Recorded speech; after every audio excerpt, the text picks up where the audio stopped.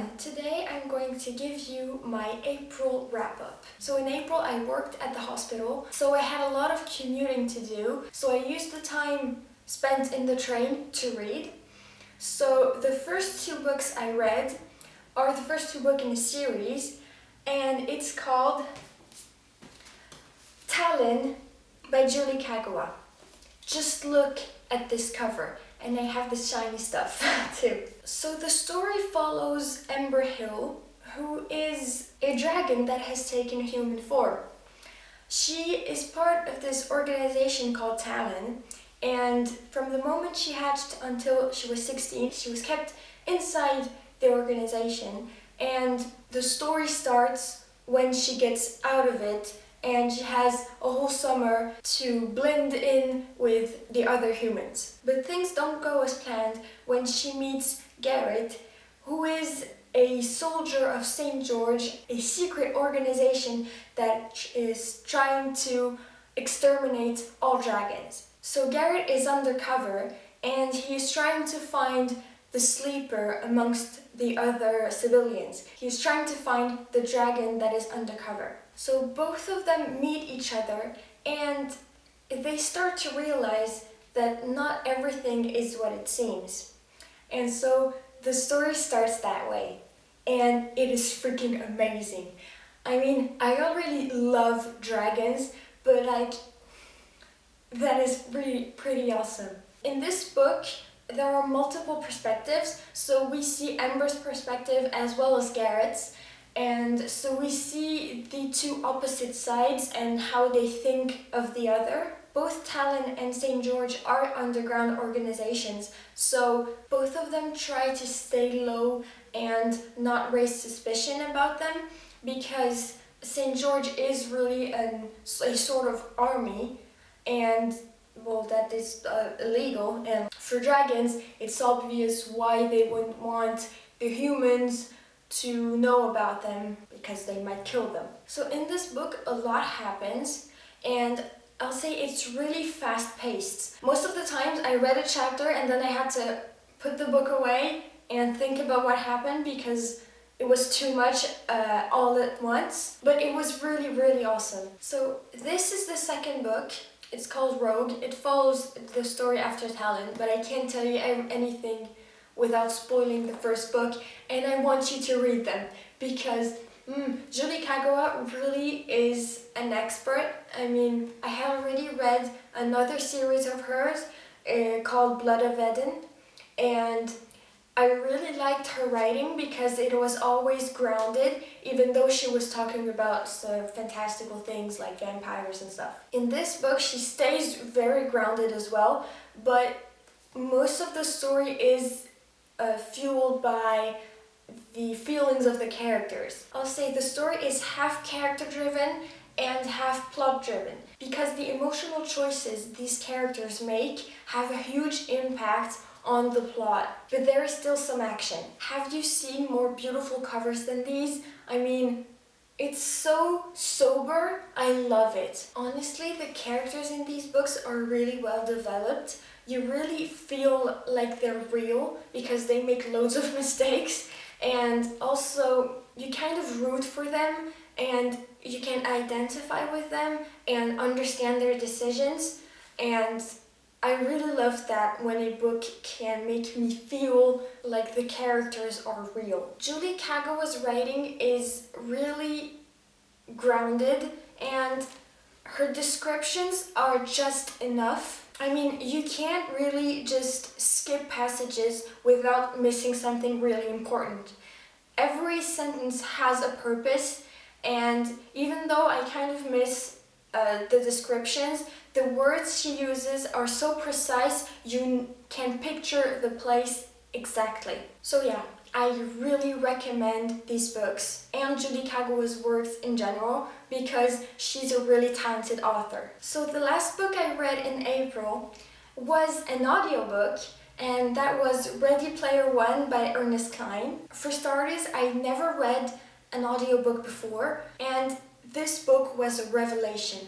I love audiobooks because while you're listening to an audiobook, you can do all sorts of things.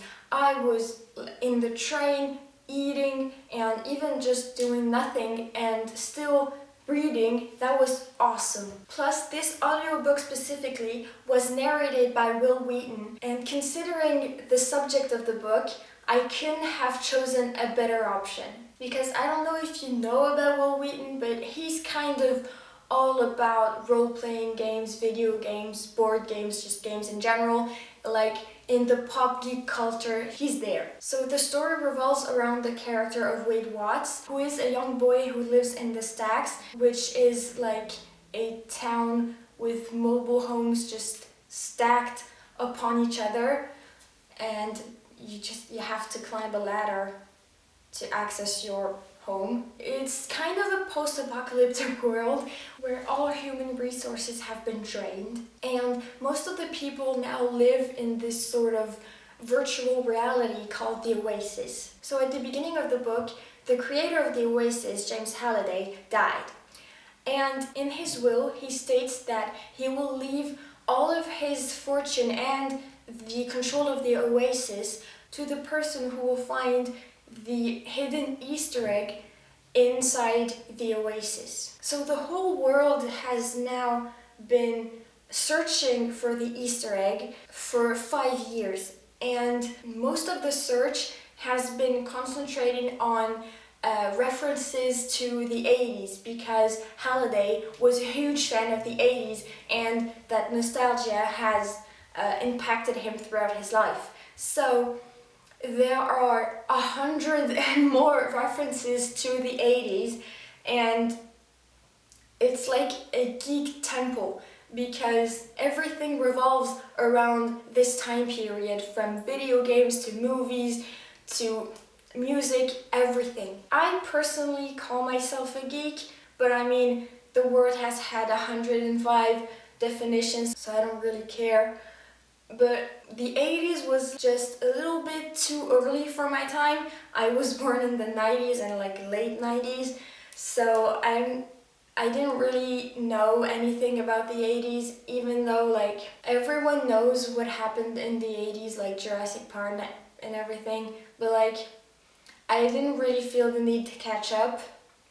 So a lot of the references were lost on me, but the fact that they were references, I really like that because I am personally a real fan of references.